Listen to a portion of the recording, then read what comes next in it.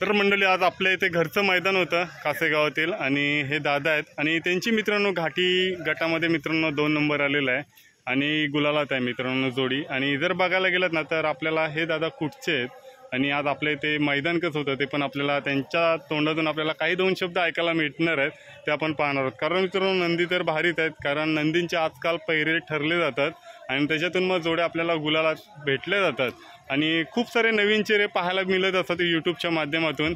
तर आपण पाहू पुढे। तर मंडळी आज आपण आहोत काशेगावमध्ये आणि काशेगावातील हे भव्य दिव्य ओपन नांगरणी स्पर्धेचं मैदान आज आपल्याला आयोजित केलं होतं आणि ते मैदानामध्ये मित्रांनो घाटी गटामध्ये मित्रांनो 2 नंबर आला आणि हे बैलगाडा मालक आहेत। तर दादा नाव काय तुमचं? बैलगाडा मालक आहेत अक्षय बाई आणि देवेंद्र बाई। ओके। तुपांचे मालक आहेत बाबाशेठ राठे आणि अरुण ढोडे।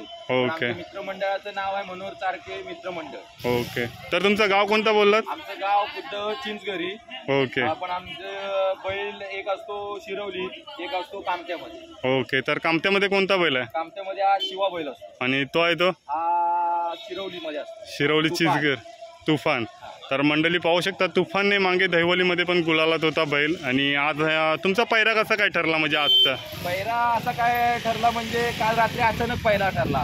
ओके। हा बैल एक आमच्या दोस्ताला असा दिला होता पाहण्यासाठी, पण आमच्या जरा गाड्या काय जुळत नसल्यामुळे आम्ही आमचा बैल आमच्या बैलाला लागण्यासाठी रातोरात आम्ही बैल आणलेला आणि रात्री पैरा होऊन आज बैलानं आमच्या 2 नंबर केला नाही। ओके। तर आज जर बघायला गेलं तर आपल्या वाटी ड्रायव्हर कोण होते? ड्रायव्हर होते आमचे रोहित घाणेकर म्हणून। तो ओके। पण मुंबईला कामासाठी असतो। रात्री अचानक ठरलं, कोकण कन्याला बसला, सकाळी 4:30 वाजता आला आणि डायरेक्ट आज गाडी पळवायला मैदानात आला। ओके। तर मंडळी जे आजचं जे मैदान होतं आणि आपल्याला रोहित पाहायला मिळतोय तर आजच मुंबईत म्हणजे आज काल रात्री बसला आणि आज मुंबईतून इकडे आपल्या मैदानासाठी आलेला आहे। तर रोहित मैदान आजचं कसं काय होतं? मैदान एकदम चांगलं होतं, बैल पण एकदम पहिल्या चांगली पाहिली आणि गाडी 2 नंबरची मागची। ओके। तर काहीतरी आनंद आज मुंबईतून तू इथे आलात आणि थोडं चांगलं चालू। ओके। तर बैलगाडा मालक आपल्याला ह्या साईडला पाहायला मिळतात तुफानचे मालक। तर तुम्ही काय सांगू शकता तुफानबद्दल? आज तुफानबद्दल म्हणजे आज बैल गुलालात राहणं गरजेचं होता। ओके। मेन म्हणजे गावठी घाटातून आणि घाटी घाटातून दोन्ही घाटातून 2-2 नंबरला गाड्या रोहितने ठेवल्या। ओके। तर सगळ्या मित्रांची म्हणायला चालते मित्र परिवाराची मोठी याच्या मागे साथ आहे का? ओके।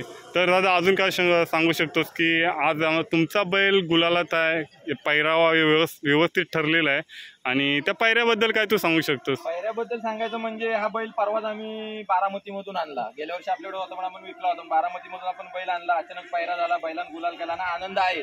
पण खूप जण आम्हाला बोलत होते पैरा असा झाला तसा झाला तर गुलाल कसा होईल काय होईल, पण आम्हाला खंबीर साथ मान्या दादाची, गाण्या दादाची, नंदू दादाची, अरुण दादाची, बायतांची, लटक्यांची, आग्र्यांची कायम असते। त्यामुळे आम्ही कोणालाही घाबरण्याचा प्रश्नच येत नाही। ज्या टायमाला येणार आम्ही जिद्दीवर त्या टायमाला आम्ही गुलाला 100% करणार।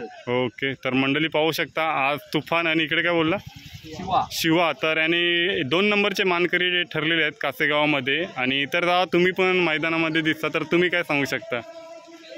बोला। ही आमची जोडी हा बैल होता दुसरीकडे। ओके।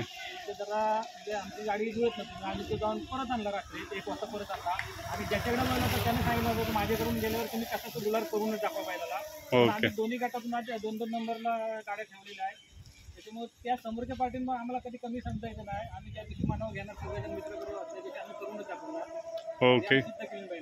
ओके। तर मंडळी पाहू शकता कोकणामध्ये पैरे ठरले जातात आणि त्या पैऱ्यातून आज हा गुलाल ठरलेला दिसतोय आपल्याला। तर असेच मित्रांनो नवीन व्हिडिओ आपल्याला पाहायला मिळणार आहेत, कारण आज रोहितसारखे नामवंत जाकी म्हणजे बैलांच्या वाटी पळणं मित्रांनो एकदम पॉसिबल नाही। तर रोहित तुला काय वाटतं की ही प्रॅक्टिस वगैरे तुझ्याकडे काय होती का? आता मुंबईमध्ये होत असते अगोदर 4 मैदान होतं इथे, त्यानंतर गेलो मुंबईला आणि डायरेक्ट येऊन बैल पळवले। ओके। तर हात कसं काय एवढा बसला की दोन्ही बैलांचे पैरे ठरले आणि तू बोललास जर बघायला गेला तर पळणार हे तुला निश्चितच होतं का? काय पण करून आज गुलाल पाहिजे होता हे निश्चित आलेलो। त्यांनी पण सांगितलेलं की काय पण करून आपल्याला गुलाल लावायचा आहे, त्यामुळं काय पण करून गुलाल लागला पाहिजे, पण आज गुलाल लागला खूप आनंद। ओके। तर खूप खूप धन्यवाद।